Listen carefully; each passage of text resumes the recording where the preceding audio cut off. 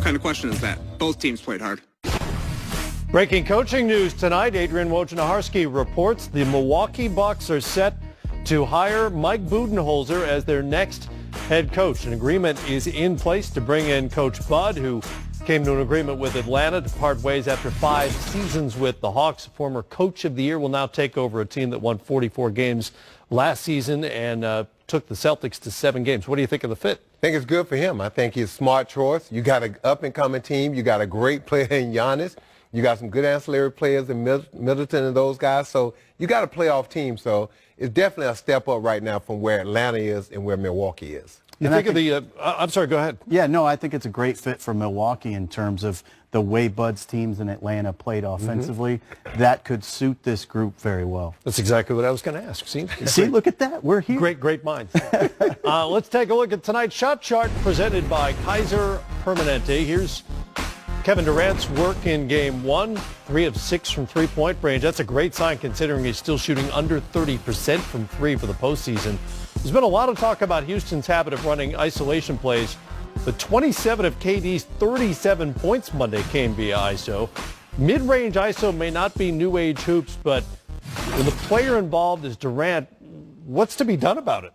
Well, Griff and I was back in the back talking about some of the things you can tweak. First of all, we talked about Trevor Ariza, got to stay out of foul trouble. He's got to be on Durant most of the minutes. Second, if the talk is to get Clint Capella some size and more athleticism on Durant, then you got to sit down and talk to Clint Capella and demonstrate. One thing Griff and I talked about, Matt, was maybe with KD, with a big guy, you're going to be in your stance because he's so worried about getting beat off the dribble to move his feet. Maybe you can shade him and you can get on that right hand and you can kind of play him like this so that when he goes up to shoot, you're already in a contest position because you're not going to go from here to here before he shoots the ball. So it's a lot of little things that they can do.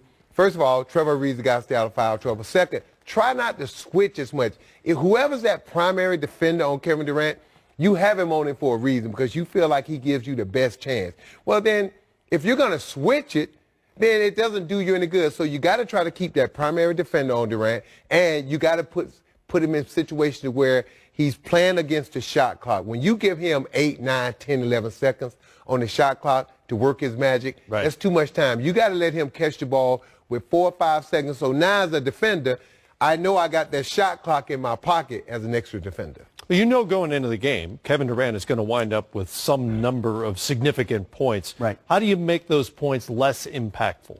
Well, I think a big part of it, and Mike D'Antoni talked about, we can withstand that. I think that's true. You're limited in the various different things you can throw at him because you can't let Steph Curry get going and you can't let Klay Thompson get going. So I think being sound to the principles you have is key.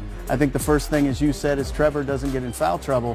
One of the things that you'd like to be able to do, though, is change the feel for him of where he's getting his space from. If you can get into his space early and dictate his first dribble, maybe that helps a little bit.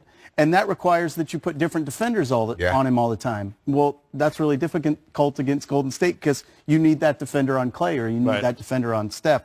So I think part of the reasons he says he can live with that is they really don't have a choice.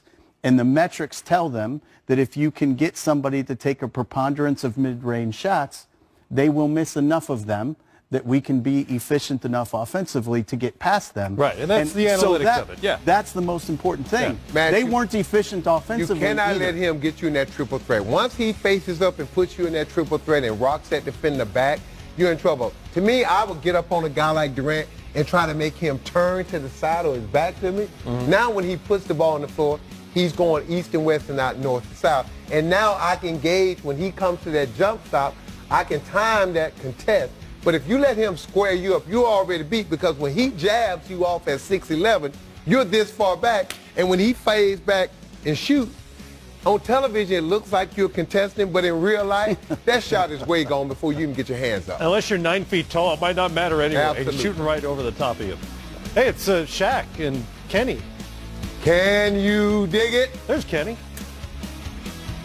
Kenny Smith joins us next here on Game Time, ahead of Game 2.